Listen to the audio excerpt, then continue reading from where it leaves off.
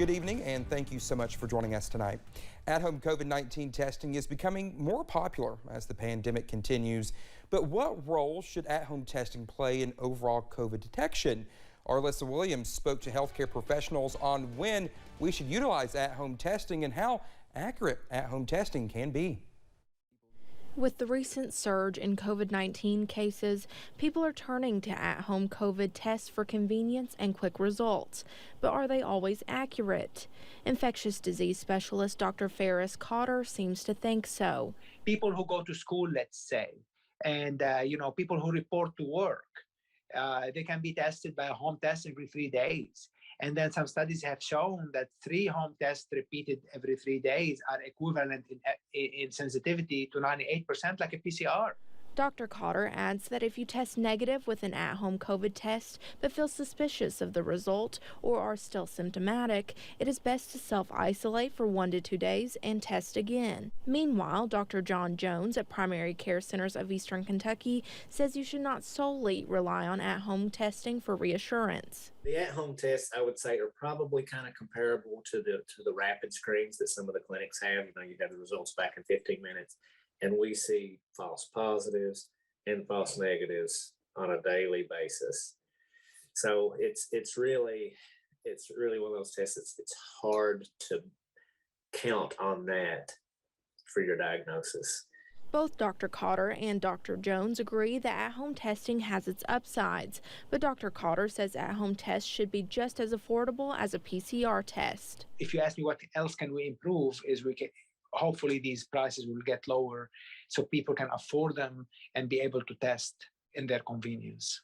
Helping to keep everyone informed during the fight against COVID-19. Alyssa Williams, WYMT Mountain News. Well, both doctors urge people to get vaccinated or get their booster if they haven't done so already.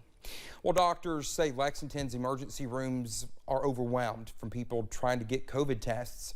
They say that is taking resources away from emergencies. All this as cases continue to climb. The highly contagious Omicron variant is sending more people to the emergency room, but doctors say you should go only if you're having major symptoms. If you feel like you're having something significant, chest pain, your shortness of breath is moderate to severe, those are really good reasons for coming to the hospital. Doctors say hospital staff are feeling overwhelmed. Many are dealing with staffing shortages and limited resources. Well, the National Guard has been called back to assist with hospitals in Kentucky. Baptist Health Corbin will welcome 10 National Guards on Friday. The Guards will be working in a support role for staff. Some of the duties they will be assisting with include entrance screening, traffic control, restocking supplies, supply delivery, equipment delivery, and escorting patients. This once again frees up staff to assist with hospitals in other ways. Well, all counties in the Commonwealth are in the red zone, and today's positivity rate increased yet again. The state reported 9,450 new cases today. That brings our case total to more than 941,000.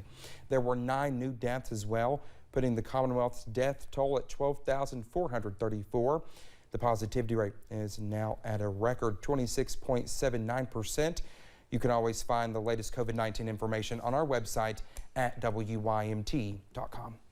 Well, for most blood centers across the U.S., having at least a 3 to 4 day supply of blood on the shelves is safe. However, like the Kentucky Blood Center, most are facing a critical shortages and can't keep up with the demand. Well, that means hospitals and doctors are forced to make tough decisions about who needs blood and who has to wait. But sometimes even those decisions can be critical, especially when disaster strikes like the tornado outbreak in December. Overall, blood donations are down, about 10 to 15% over a normal non-pandemic years.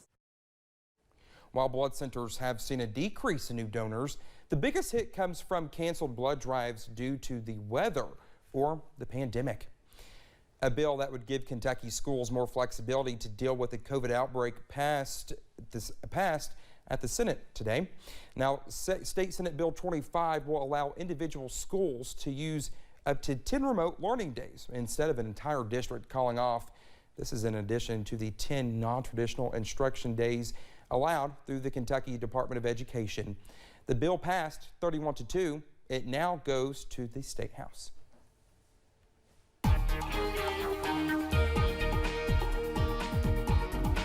High pressure remains in control this evening, keeping skies clear, allowing us to have a pretty nice sunset in many spots out there, at least a peaceful looking one.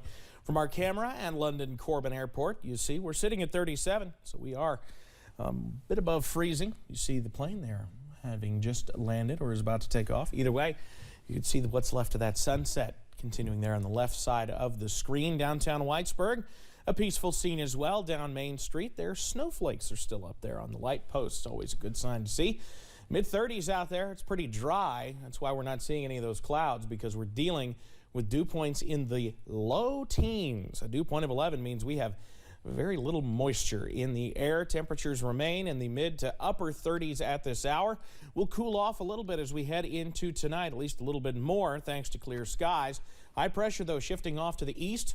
That will start to change things as we head into the daytime hours tomorrow. So for tonight, mid-20s, clear and cold out there. Once again, I'll have the latest on when things warm up a bit coming up in just a few minutes. Dakota? All right, Evan, thank you again. Millions of dollars of help continues to flow into Western Kentucky for tornado relief. Today, the governor announced what he believes is the single largest donation to the Team Western Kentucky Relief Fund. And lawmakers are advancing a bill to help schools and people deal with housing needs. Our Phil Pendleton has more on that activity within the state capitol. An auction generated almost $3.5 million. The Kentucky Distillers Association raised the money in less than a month. Everybody in the country who was a bourbon fan wanted to help, and even if they did not place a bid, they would share it. Some paid several $100,000 for rare barrels of bourbon. Is that bourbon has penetrated every facet of pop culture, and this is wine, beer, sports. There's not another industry that could have pulled off something like this. While the check was being presented in the Capitol Rotunda, lawmakers were fine-tuning a bill to provide millions in aid, a big chunk of that to help with the school transportation needs. Households that have been misplaced, so the children that were attending Mayfield High School or Graves County High School, some of those now are living in surrounding counties. The bill is for $200 million of relief, but it only spends $45 million right away. The governor questioned Monday if the bill went far enough. There's also zero flexibility in the short term to make expenditures through that bill. Now, there's some separate authority during states of emergency about things that are going to come up. My thought is this is a first step in a long process, and we have the ability to take step 2, 3, 4, and 5 and continue on as we see the needs. House Bill 5 could see a vote in the full House on Wednesday, and lawmakers hope to get it to the governor by the end of the week. In Frankfort, Phil Pendleton, WKYT. An identical bill to House Bill 5 is also moving through the Senate. Lawmakers say that is to get it passed as soon as possible. Today, Attorney General Daniel Cameron partnered with officials in the city of Dawson Springs and Hopkins County to launch an emergency contractor registration program in the region. The program will register contractors looking to assist Kentuckians affected by recent storms and tornadoes and prevent fly-by-night contractors that often enter areas affected by natural disasters, an attempt to take advantage of consumers. Well, in Martin County, 35-year-old Todd Witt is facing new charges after sheriff's office officials say he tried to escape from prison. Now, they say he kicked out the window of a transport vehicle trying to escape. He is now facing escape and criminal mischief charges on top of attempted murder charges. Those charges stem from a stabbing in Louisa back in June. Sheriff's deputies say he stabbed a woman inside her home and then stabbed a neighbor as well. Well, officials with the Harlan Police Department confirmed 2 people were killed in a crash this afternoon. Now, we told you the crash happened in the Baxter area at the intersection of 840 and 421. Officials with the Harlan Police Department said the road is not closed right now, but suggest people should stay away from the intersection for a while after the crash because of heavy traffic. We do not know the identities of those who were killed at this time or if anyone else was involved or injured. The Floyd County Sheriff's Department shared a Facebook post this morning warning people in the area of scam calls. The post said the department is receiving several reports of a scam call claiming to be a member of the Floyd County Sheriff's Office. The Sheriff's Department's post said people should not give personal information to anyone through a phone call. Well, Governor Andy Beshear took time to explain yesterday that his administration has nothing to do with higher bills you could see when paying taxes, making note that the governor's office does not set tax rates. The legislature does. Now, there is a bill being filed in the legislature that would limit increases in car tax bills. We're learning more about that proposal from State Representative Patrick Flannery of Carter County that would be designed to prevent major jumps in car tax bills. He filed the same bill last year and it failed to gain traction. In 1998, almost 79% of Kentucky voters approved a congressional amendment that allows the legislature to exempt cars from property taxes. Some breaks have been given piecemeal, but the legislature never moved to remove car taxes altogether. Well, as the Martin County community mourns the death of Judge Executive Victor Sloan, those who worked with him are vowing to pick up where he left off, starting with the man who served as his deputy. Our buddy Forbes has more about his appointment to lead the charge.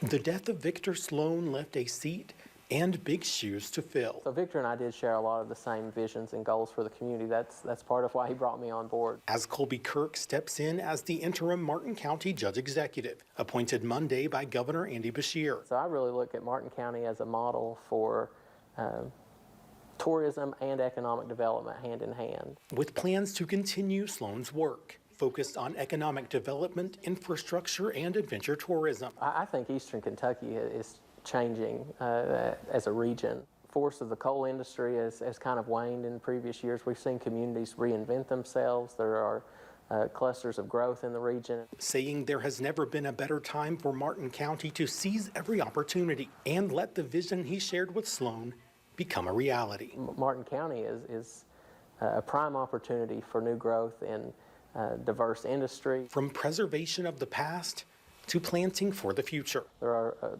projects that are ongoing up there right now that will change the landscape of our region forever. Kirk says new ideas for innovation and industry will keep melding together. I'm optimistic for Martin County's future. Victor Sloan always said that Martin County's on the move. He had t-shirts for people with that. And so I think that we are on the move, and I look forward to where we're going. As the area works to move together. In Martin County, Buddy Forbes, WYMT Mountain News. Well, the judge executive seat will be on the ballot this year. Kirk announced his plans to run for the position in December.